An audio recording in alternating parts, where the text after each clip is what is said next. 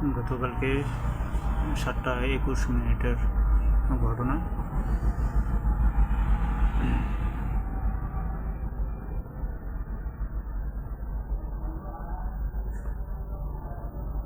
লাল jacket পরা যে লোক, উনি আমার কাছ থেকে গাড়িটা নিয়েছে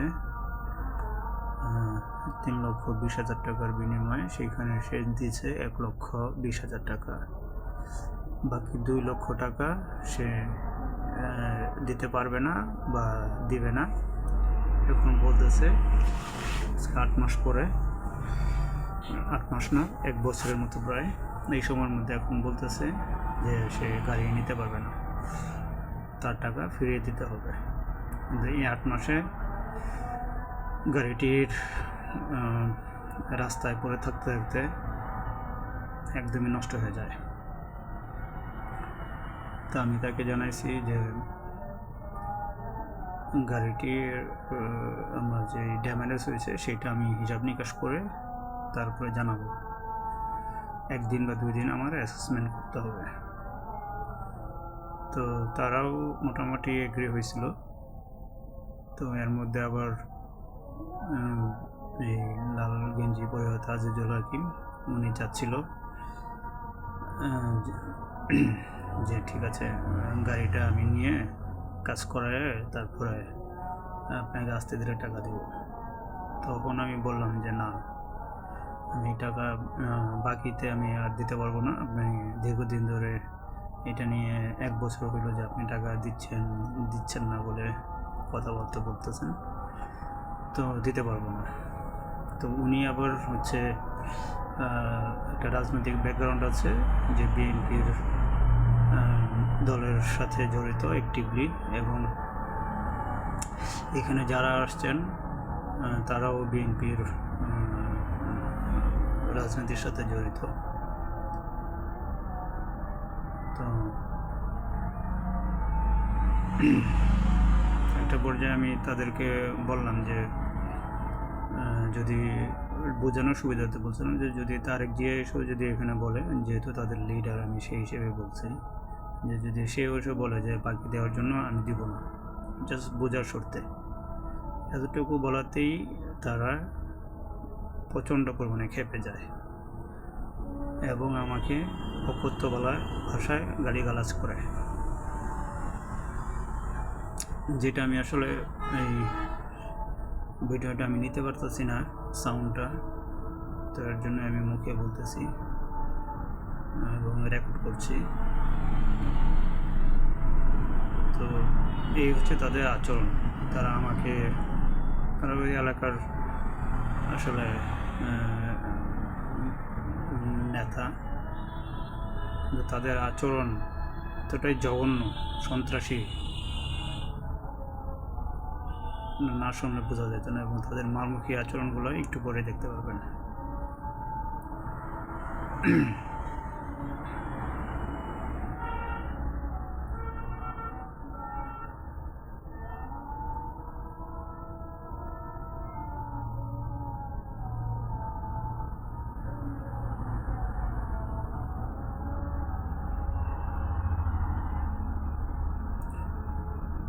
এটা গতকাল 30/12/2025 19:25, মানে 7:25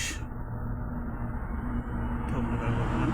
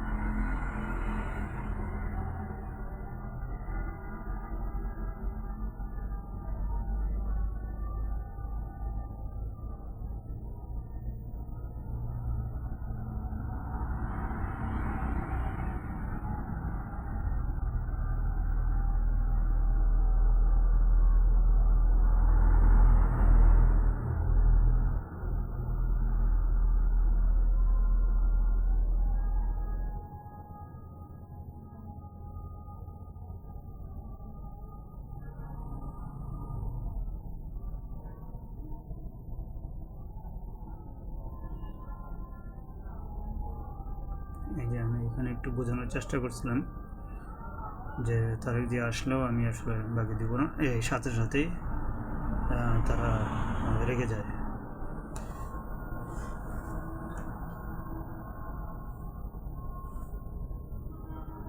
দেখুন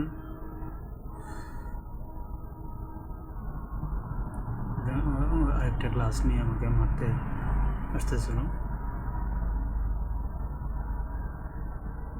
এটার নাম রফিক।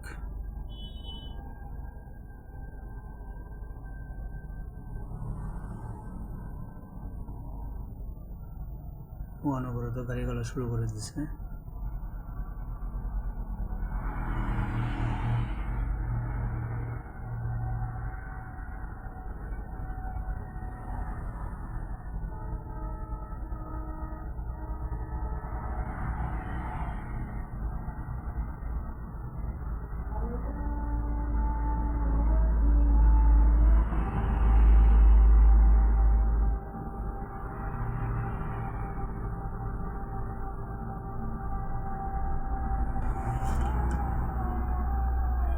তারা বলতেছে যে আমরা এখন ক্ষমতায় আছি, আমাকে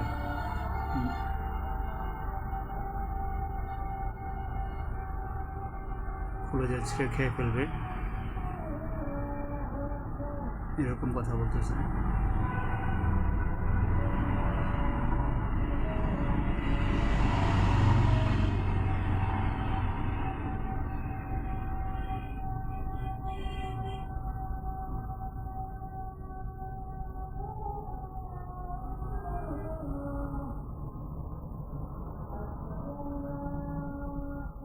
আবারও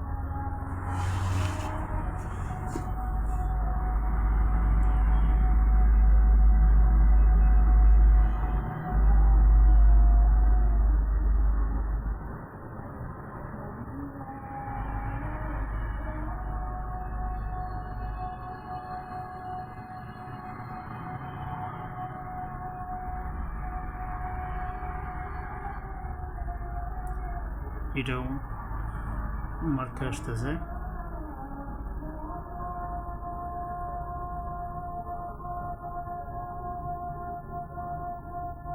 আর ওইটাই ফোন দেওয়া শুরু করছে।